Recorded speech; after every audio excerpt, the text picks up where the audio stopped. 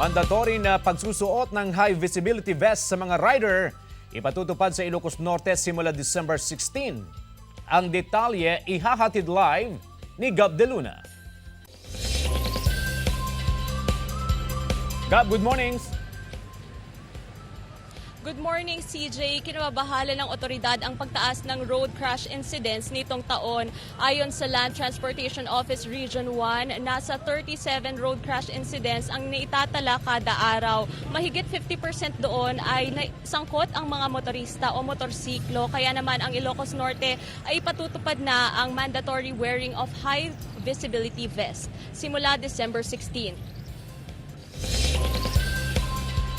Kabilaan na ang mga nagbebenta ng high visibility vest sa Laoag City, Ilocos Norte. Ito'y matapos i-anunsyo na uumpisa na nitong December 16 ang paghuli at pag-issue ng ticket sa mga motoristang lalabag sa mandatory use of high visibility vest. Nasa 100 pesos ang pinakamababang presyo ng vest. Ayon sa ilang negosyante, mas mabenta pa raw ito kumpara sa mga Christmas decor. Yun po kasi ang uso po ngayon at saka malapit na po kasi patupad yung batas kaya marami po ang bumibili po. Para maiwasan din yung mga insidente dito sa lugar namin kasi dumadalas din yung aksidente dahil yung ibang mga kurong-kurong walang ilaw. So mas madalas ganun din sa motor. Pero mas maganda hindi lang 6 to 6 kasi mas maganda suot natin to palagi. Mula sa 500 hanggang sa 1,500 pesos ang multa ng mga lalabag. Ayon sa PNP, ipatutupad ang pagsusuot ng vest dahil sa pagtaas ng bilang ng naitatalang vehicular traffic incidents sa mga madidilim na kalsada nitong taon. Anything that can reflect nga magaling tayo nga isot reflectorize.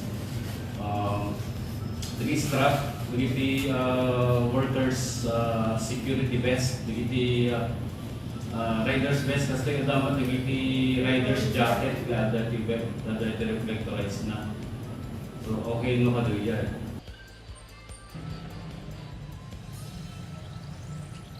Samantala, CJ, kabilaan ng nagbebenta ng high visibility vest dito sa Laoag City Public Market. Kung nakikita natin yung mga nakihilera, mas marami pa yung nagbebenta ng high visibility vest kumpara sa Christmas decor. Tulad na lamang nitong suot ko ngayon dahil nagsukat tayo kasi hindi lamang yung mga motoristang inoobligang magsuot, pati na rin yung mga pasahero. Yung suot natin ngayon pumapatak sa 100 pesos ang isa, samantalang yung mga makakapal na vest nasa 200 pesos to 300 pesos naman. Pero ayon sa Ilocos Norte Police Provincial Office, hindi naman nagmamatter sa quality yung vest dahil kahit anong quality, basta nakakapag-reflect siya sa madilim o sa mga madidilim na kalsada. Paalala lang sa ating mga motorista from 6 p.m. to 6 a.m. bagaman exempted yung mga provincial roads, pati na rin yung mga barangay roads, mainam nang magsuot na tayo ng mga visibility vest para naman kung mapapadaan tayo sa mga national highway o national roads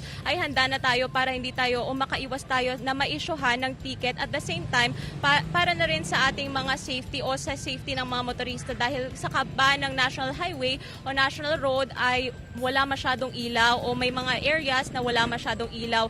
Kasama na rin sa mga inoobligahan ang mga sakay ng e-bike o tricycles, pati na rin yung mga kuliglig na dumadaan sa national highway. Yan muna ang latest mula rito sa Ilocos Norte. Balik sa iyo, CJ.